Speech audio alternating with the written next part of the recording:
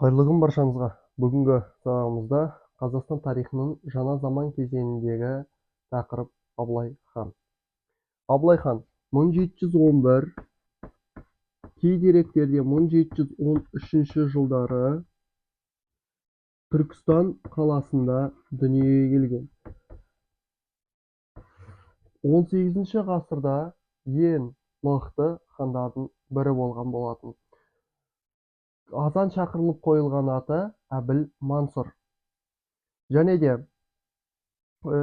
кішкентай кезінен бастап ол жетім қалады. Ұлы жүздің биі Төле бидің түйесін баққан болатын. Және Төле би Абылайға Сабалақ деген ат берген болатын. Шығыстың 7 тілін білген Абылай. Және мұсылманша білім алған болатын. Және де домбыраны, қазақтың ұлттық аспабы, домбыраны жақсы меңгерген. Сонымен қатар 15 жасынан бастап Абылай жоңғарларға қарсы соғысқа шыға бастаған болатын. Және де осы соғыс кезінде оның ата-анасы қайтыс болып, Абылай кішкентай кезінен бастап жетім қалған болатын. Және жетімдіктің тауқыметін ерте кезден бастап тартқан болатын. Және замандастары оны батылдылығымен, сонымен қоса ержүректілігімен сыйлаған болатын. Соғыста түскен олжаның барлығын Абылай өзінің әскерлеріне бөліп беріп отырған болатын. Сонымен қатар ол қазақтың ең жақсы атадан балаға мұра болып қалып келе жатқан өсиеттердің бірі шежірені жақсы меңгерген болатын. Ең беделді әрі ең атақты халық арасындағы адамдарды өзінің қасына топтастырған болатын. Сол арқылы ол өзінің билігін жүргізген болатын. Осы қасындағы жыраулар, батырлар, билер арқылы ол елді ішкі сыртқы саясатты жақсы ұстаған болатын.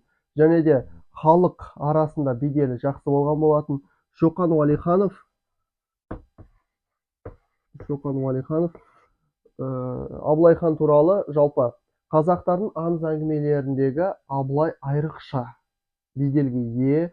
Сонымен қатар ешбір хан Абылайдай шексіз билікке қолы жетпеген деген деректерді Шоқан Уәлихановтың еңбегінен байқауымызға болады, яғни деректері арқылы. Сонымен 1759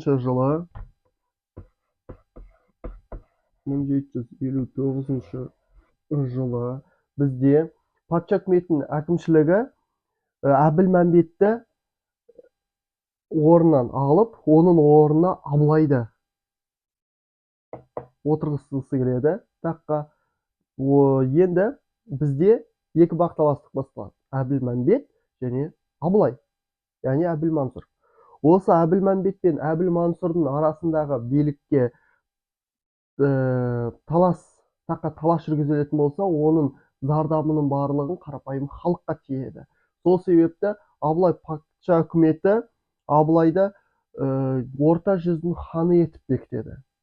Іс жүзінде, қағаз жүзінде. Ал Абылай осы кезде Әбілмәмбетпен бәсекеге түспеу керек екенін ертелік айтып, оны халық арасындағы жағдай нашарлап кетеді деген түсінігі қалыптасып, Әбілмәмбетке қарсы шықпай, Абылай егер халық мені қолдайтын және ел арасындағы беделім өте жоғары болса да, мені хан етіп сайлаған халқым, мен орыстардың Ресей, яғни үкіметі, патша үкіметінің тағына тағзым етпеймін деген өзінің сөзін айтқан болатын. Яғни бұл жерде нені байқаймыз? Абылайдың Әбілмәмбетпен 1759 жылы таққа таласпағанын байқаймыз. Осы 60-шы жылдары. Кейін 1771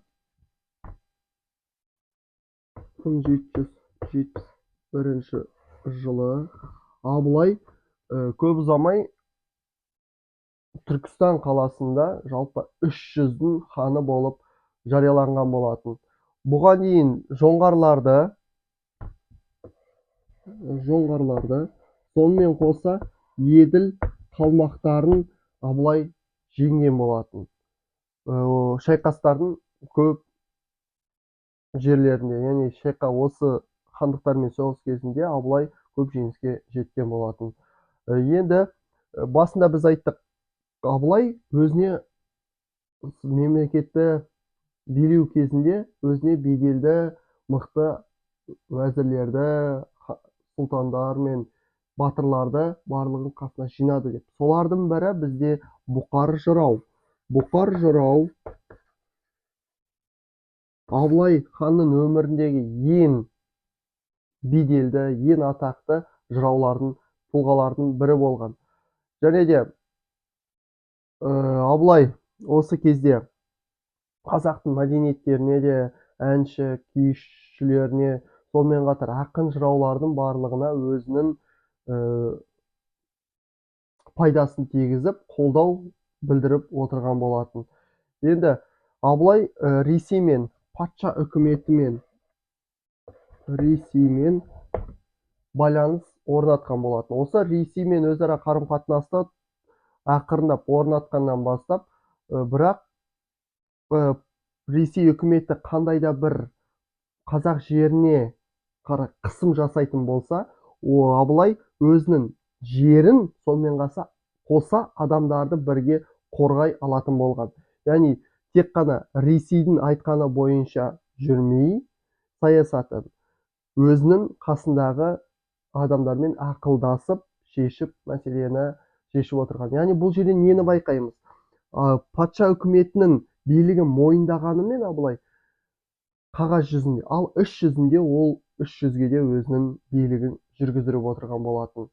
Жоңғарлар, мына жерде жоңғарлар Цин империясымен соғыс жүргізген болатын. Бірақ Цин империясы мен жоңғарлар арасындағы соғыс келісім шарт арқылы тоқтап, жоңғарлар басты бағытын батысқа қарай, яғни қазақ жеріне қарай жұмсаған болатын. Осы кезде 1741 жылы бізде Тұтқиылдан жоңғарлардың шабуылынан кейін Абылай хан тұтқынға түсіп қалған болатын. Ол тұтқында 2 жыл отырады. 1741 жылдан 1743 жылға дейін. Осы 2 жылдан ішінде қазақ билері, сұлтандары барлығы бірігіп, Ресейдің қолдауымен Абылайды жоңғарлардан тұтқыннан алып шыққан болатын. Енді Қалдан Серен жоңғар қонтайшысы Қалдан Серен қайтыс болады. Осы Қалдан Серен қайтыс болғаннан кейін мемлекеттің арасында мұрагерлер таққа талас жүргізілген болатын. Таққа талас жүргізілу барысында жоңғарлардың әлсірегенін байқаған Абылай жоңғарлар жеріне қарай шабуылын бастаған болатын. Осы кезде Қазақстанның оңтүстігін және оңтүстік шығыс аудандарын жоңғарлардан қайтарып алу мүмкіндігі Қалдан Сереннің қайтыс болуынан кейін басталған болатын. Осы кезде бізде 1761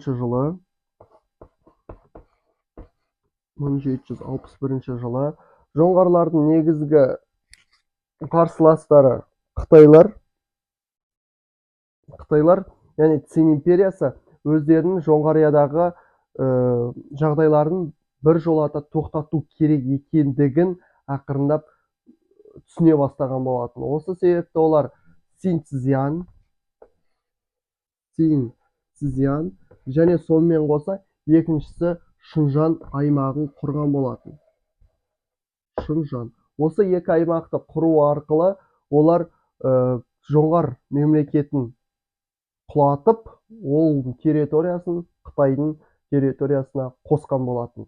1771 жылы Абылай таққа отырға салысымен 180 мыңдық адам болатын еділ қалмақтары өздерінің атамекені Жоңғарияға қарай, яғни батыстан шығысқа қарай көшуге, жалпы көштің басын бастаған болады. Осы кезде негізгі территорияның Қазақстан территориясымен өту керек болған болатын еділ қалмақтары. Осы кезде қазақтың ханы Абылай 1771 жылы ең ірі шайқас Жем өзені бойында еділ қалмақтарымен соғысады. Осы Жем өзені бойындағы шайқаста Абылай жеңіске жетіп, кейін Балқаш көлінің бойында да ірі шайқас болған болатын еділ қалмақтарымен. Осы екі жерлерде Абылай жеңіске жетіп, еділ қалмақтарын жеңген болатын. Бұл Абылай хан билігі кезінде 50 мың жасақ, 50 мың әскер Абылай бастаған еділ қалмақтарын тоқтатқан болатын. Оқиға тарихта 1771 жылғы Шанды жорық деген атаумен қалған болатын. Шанды жорық. Жалпы Шанды жорық тарихта 1771 жылға еділ қалмақтарының Жоңғарияға қарай көшуі 180 мың адамға жуық. Оларды Абылай тоқтатып, еділ қалмақтарын жеңген болатын. Кейін 1756 жылы бізде 56 Қытай үкіметімен дипломатиялық қарым-қатынас орнатып атқан Абылай олармен Жоңғария жері үшін негізінен соғыстарда біршама маңызды рөл атқарған болатын. Енді Ресей аумағындағы отаршылдық әрекеттері осы кезде ақырындап бастала бастайды қазақ жеріне қарай. Енді бізде Қытай әскерлеріне қарсы Жоңғария жері үшін бер жақтан қазақтар, ал оңтүстігінен Қытайлар, жоңғарларды қатты қыспаққа алған болатын. Қытай императоры жоңғарлардың жерін толығымен талқандап болғаннан кейін сол күшпен Қазақстан территориясына қарай аттанған болатын. Ендігі кезде қазақтардың шығыс аймақтарын басып алу болған болатын. Цин империясының басты мақсаты. Осы мақсатты жүзеге асыру үшін Қытайлар қазақ жерлеріне қарай өздерінің жойқын ірі жорықтарын ұйымдастырған болатын. Ол негізінен жоңғар мемлекеті құлағаннан кейін басталған болатын ол жорықтар. Енді осы кезде қазақ жасақтары Қытай әскеріне шабуыл жасау барысында ол әскерге қарама қарсы қарымта соққы беріп, Қытайлардың әскерін, яғни Цин империясының әскерін тоқтатқан болатын. Қытай әскері келген ізімен қайтадан артқа қарай кетуге мәжбүр болатын. Одан кейін бізде Қытайлар артқа қарай өздерінің мемлекеттеріне қарай кеткеннен кейін Іле, сонымен қалса Тарбағатай жерлеріне бекіністер сала бастаған болатын. Яғни өздерінің тікелей шабуылы арқылы қазақ жеріне басып кіре алмаған Қытайлар енді қазақ жерін бекіністер арқылы қоршау саясатын бастаған болатын. Бұл саясатты патша үкіметі Ресей империясы да жүргізген болатын. Қытайлар Іле мен Тарбағатай жерлеріне бекіністер сала бастайды. Оның басты мақсаты босап қалған жоңғар территориясының аумақтарын қазақтардан қайтадан қайтарып алу керек болған. Бұл жерден нені байқаймыз? Қазақтар жоңғар жерлерінің кейбір бөліктерін қосып алған болатын, ал екінші жағынан Цин империясы да жоңғарларға қарсы шабуыл жасап көп бөлігін алған болатын. Енді Цин империясының басты мақсаты Жоңғария жеріндегі қазақтардың басып алған территориясына толығымен Цин империясына қосу. Осы жерге мән бере отыру керек. Енді Іле мен Тарбағатайдың жеріне бекіністер салды. Қазақ жерін отарлау саясаты да жүргізіліп жатыр. Осыдан кейін Тарбағатайдың жайылымдарын қытайлықтардың рұқсатынсыз өз беттерімен қолдануын тоқтатпады. Осы кезден бастап енді қазақтар өздерінің шығыстағы жайылымдарын Тарбағатайдың аумағына да мал жайылымдарын жүргізген болатын. Яғни бұл жерден тек қана бекіністерді салып жатыр Қытайлар. Енді ол жерге біз мал жаймауымыз керек деген түсінік болған жоқ қазақтарда. Барып өздерінің малдарын тарбағатайдың жайылымдарына өздерін жайған болатын малдарды толығымен қазақтың басты шаруашылығы мал шаруашылығы болды ғой, көшпелі мал шаруашылығы. Ал көшпелі мал шаруашылығына басты керек нәрсе ол бізге жайылым жерлер. Тарбағатайдың жайылымдық жері өте құнарлы, шүйгін, жақсы жер. Енді көп ұзамай 18 ғасырдың аяғында 18 ғасырда жалпы аяғы, яғни соны аяғы дейік. 18 ғасырдың аяғынан бастап қазақтардың орта жүз бен ұлы жүз қазақтардың көбі шүйгін жайылымдарға ақырындап жайғасып орналасқан болатын. Оның басында жайылымдық жерлер не үшін керек екенін жаңа алдында айтып өттім. 1779 жыл. Енді қай жерге жазайын? Так. Мына бұрышқа жазайын. 1779 жыл. 1779 жыл Абылайдың өмірінде аса ірі оқиғалардың бірі. Ол қырғыз жеріне шабуылы болған болатын. Қартайған шағында Абылай өзінің әскерлерімен қырғыз жеріне қарай шабуыл жасап, қырғыз манаптарына соққы берген болатын. Осы қырғыз жеріне шабуыл кезінде 1779 жыл Абылай қырғыздармен келісім жасап, келісім нәтижесінде қырғыздардың көп отбасысын Қазақстан территориясына алып келген болатын. Алып келген қырғыздарды екі руға бөлген болатын. Ол бірінші ру бізде бай қырғыз, екіншісі жана қырғыз қылып, қазақ жерінде солтүстік өңірлерге орналастырып, халық арасына қосып жіберген болатын, қазақтардың арасына. Қырғыздардың көп бөлігі міне осы 1779 жылы келген болатын, қазақ жеріндегі қырғыздар. Енді 1781 жылы Абылайдың осындай бірнеше соғыстар, үлкен оқиғалармен байланысты қазақтың 18 ғасырдағы ең ірі, ең мықты хан, сұлтан, батыр ретінде сипатталатын Абылай хан 1781 жылы қайтыс болады. Оның қайтыс болуынан кейін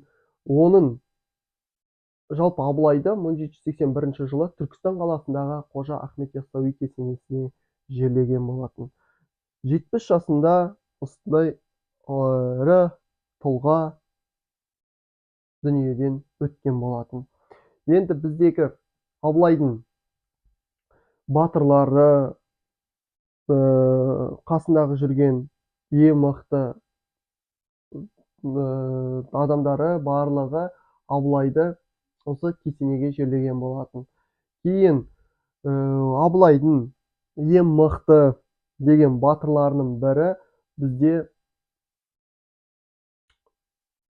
Қабанбай батыр болған болатын. Бөгенбай батырларда осы Абылайдың кезеңіндегі ең мықты батырлардың бірі болған болатын. Және Абылайдап соғыс кезінде де Абылайдың есімін қолданған болатын. Яғни қазақтар соғыс кезінде Абылай деп ұрандап соғыстарға да кірген болатын. Және де кейбір деректерде Абылай деп соғысқа ұрандап кіруі ол Сібір орыс казактарында да болғандығы туралы деректерде кездеседі.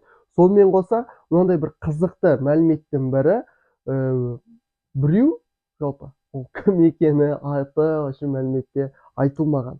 Жай қосымша мәлімет ретінде айтылған екен. Ол мәлімет біреу өзінің ұлын 1904-1905 жылдарында орыс-жапон соғысында аттандырып, оған батар ретінде Абылай деп атой сал, Абылай деп шабуыл жаса деп өзінің өсиетін айтқан екен. Деген жалпы қызықты бір құнды бір деректердің бар екендігі қазіргі күнге дейін мәліметтер ақырындап шығып жатыр тарихтан. Және де тағы да Абылайға байланысты негізі мәліметтердің бірі, ол бізде Абылай ханның атымен мысалға Алматы қаласында, оңтүстік шығыс Қазақстан жеріндегі Алматыда бізде Абылайдың атымен Қазақ мемлекеттік халықаралық қатынастар және дүниежүзі тілдерінің университеттері аталады Абылайдың атымен, және де көп қалаларда Абылайдың атымен көшелер де Абылайдың есімі көшелерге де берілген болатын. Және де Көкшетау қаласында да Бурабайда бізде Абылай ханның құрметіне алып ескерткіш, яғни стелла орнатылған болатын. Және Бурабайда Абылай ханның алаңында орналасқан, және тағының мүсіні ретінде де орналастырылған Бурабайда. Ал Көкшетауда Абылай ханға арналған ескерткіште орнатылған болатын. Жалпы осы Абылай ханның есімі бүгінгі күнде